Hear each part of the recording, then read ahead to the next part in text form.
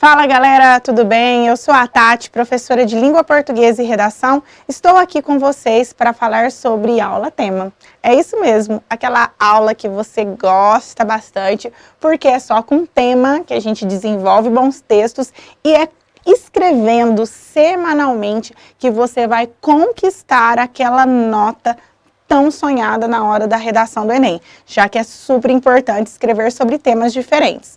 Na aula de hoje, vamos falar a respeito do tema O combate ao preconceito linguístico no Brasil do século XXI. É isso mesmo, veja só, o combate ao preconceito linguístico no Brasil do século XXI. Você sabe o que significa preconceito linguístico? Já viu alguém cometendo preconceito linguístico? Concorda com isso? Não concorda? Muitas opiniões a respeito desse tema.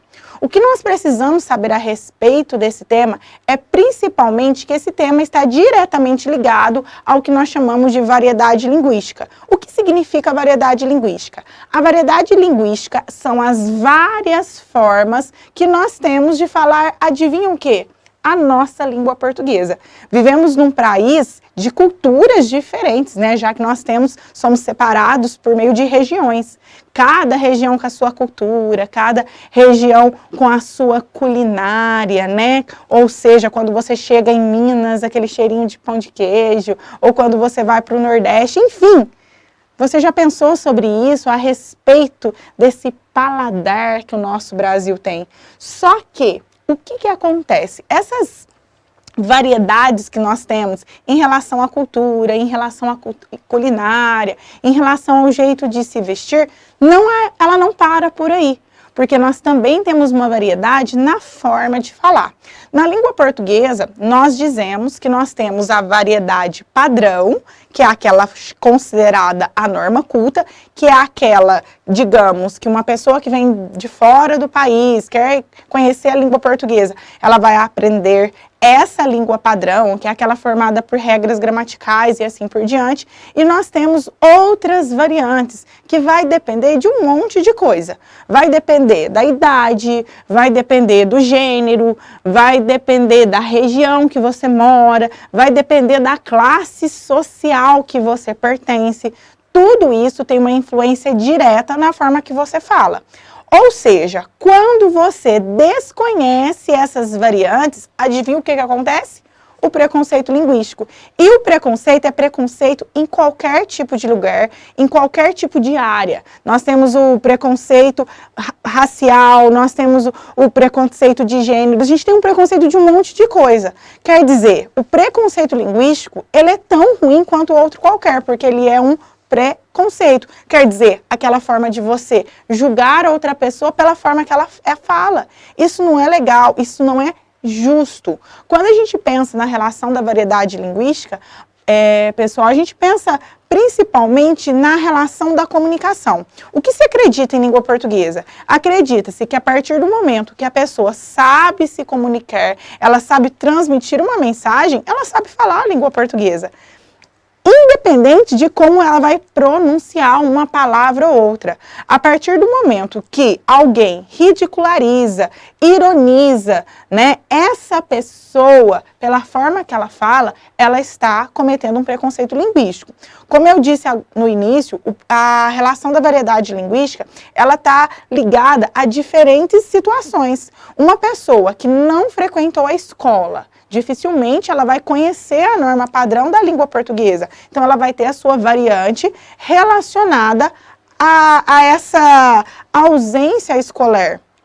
Uma pessoa que sempre morou lá na roça, né? Pensa naquele senhorzinho, gente boa demais, que tá lá na roça a vida inteira, que mal sabe escrever o seu nome, que fica lá todos os dias tirando leitinho da vaca. Peraí, essa pessoa não sabe se comunicar? Claro que ela sabe se comunicar, só que ela tem uma variedade diferente de uma pessoa que mora na cidade grande, que frequentou bons colégios, que conhece bem a língua portuguesa, que leu muitos livros. É óbvio que vai ter uma variante. Você já percebeu como que as crianças conversam? E como os adultos conversam, não é diferente? Claro, porque nós temos uma relação de idade. As gírias, por exemplo, elas entram nessa situação. Vocês já perceberam que as gírias, elas ficam velhas, elas ficam ultrapassadas. Por quê? Porque ela vai passando, né, aí de geração em geração, algumas continuam, outras desaparecem, outras vão aparecendo, dependendo da época. Ou seja, a gíria ela sofre uma transformação assim como a língua, porque a língua ela é viva, a língua foi feita para os seus falantes, ou seja, ela vai sofrendo adaptações dependendo da sua situação comunicativa, ou seja, isso chama-se variedade linguística. Tem um livro muito legal que fala sobre variedade linguística, que é justamente de Marcos Bagno, que ele fala a respeito da relação das diferenças formas, né, as diferentes formas que nós temos de falar, que é um livro que se chama A Língua de Eulália, né? A Eulália fica impressionada, né, quando ela começa a conhecer as variantes da língua.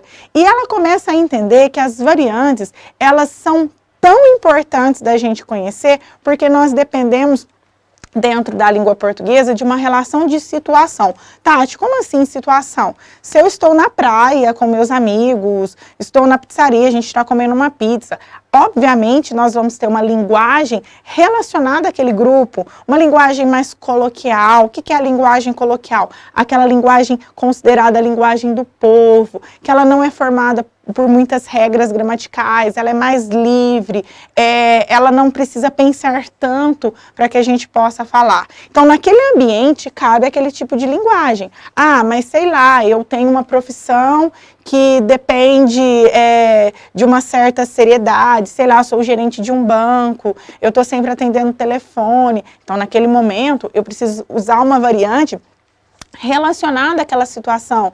Eu vou escrever uma carta ao presidente da República. Então, naquela condição, eu preciso escrever uma carta com uma linguagem que traz uma formalidade. A redação dissertativa argumentativa do Enem é um tipo de espaço que ele necessita da norma padrão da língua portuguesa. Então, naquele espaço eu vou utilizar. Mas, sei lá, tô lá na casa da minha mãe, tô conversando com meu avô. E aí, que tipo de linguagem que eu tenho que utilizar? Ou seja, essas diferenças é o que nós chamamos de variantes. E a partir do momento que é uma crítica relacionada a ela e uma crítica de uma forma de inferiorizar, já que a língua, por muito tempo, ela foi considerada um mecanismo de elite, né? Então, as pessoas que sabiam falar muito bem, elas pertenciam à classe social mais alta, ela pertencia a uma relação de elite mesmo, né? Então, por muito tempo, a língua foi considerada essa ferramenta de elite. E nós sabemos que essa ferramenta de elite ela acontece muito por conta das diferenças. Obviamente, uma pessoa que frequentou boas escolas, teve uma educação de qualidade, ela vai conhecer melhor a língua padrão. Obviamente, ela vai falar de acordo com a norma padrão. Isso não quer dizer que ela fale, que ela é melhor do que o outro que não conhece. É essa relação que vocês precisam colocar dentro do texto. Não existe dentro da variedade linguística uma língua melhor ou pior que a outra. A gente fala em relação a variantes de diferentes situações. Nós temos, por exemplo, uma ideia das relações regionais, né? Então, a região, como eu disse no começo, se existem comidas típicas, existe uma língua típica. E isso vai estar relacionada à questão de vocabulário, isso vai estar relacionado a uma questão de sotaque, de diferente. E eu sempre falo nas minhas aulas, como que é rico você ser reconhecido pela forma que você fala. Você já pensou nisso? Você chegar em um local, você chegar em um lugar, a pessoa olhar e falar, opa, você é do Sul, não, você é de Minas, você é de São Paulo, você é do Rio. Poxa, eu nem falei que eu sou de lá, como que você sabe? Pela forma que você fala. Ou seja, isso é de uma riqueza tão grande que não cabe preconceito dentro disso.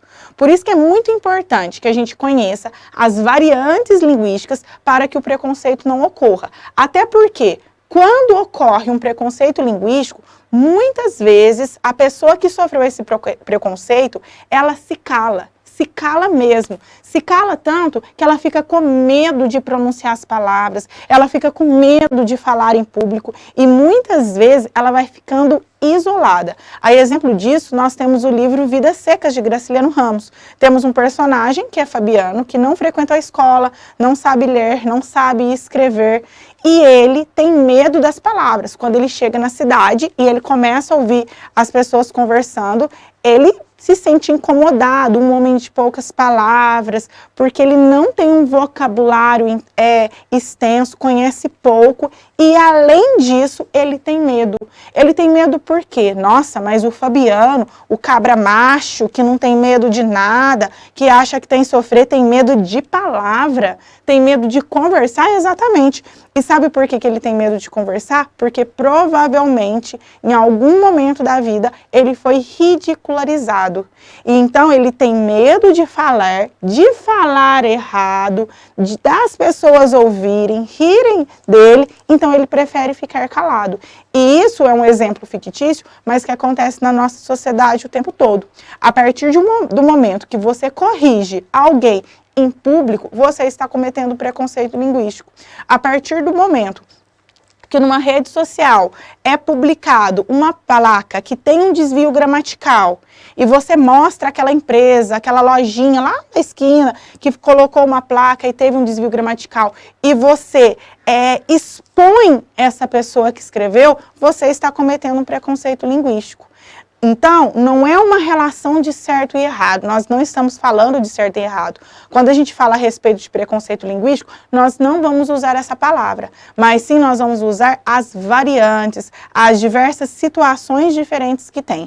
Bom, gente, já falei demais, porque esse tema é muito bacana, é tema para a gente ficar falando várias e várias horas, mas o que eu quero que vocês entendam, eu acredito que pelo pouquinho que eu falei aqui, vocês devem tem enxergado um pouquinho sobre o que significa isso, o que é necessário colocar. Eu coloquei algumas palavras aqui, meio que sempre que eu falo de variedade linguística, me chamam a atenção. E é isso.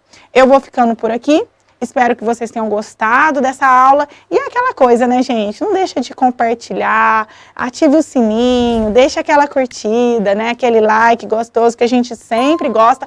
E o melhor, deixe um comentário, fala o que você acha desse tema. Comente aí comigo. Você já sofreu preconceito linguístico? Já viu alguém que praticou o preconceito linguístico? O que você acha sobre esse tema? Gente, eu vou ficando por aqui. Um beijo para vocês e até mais. Tchau, tchau.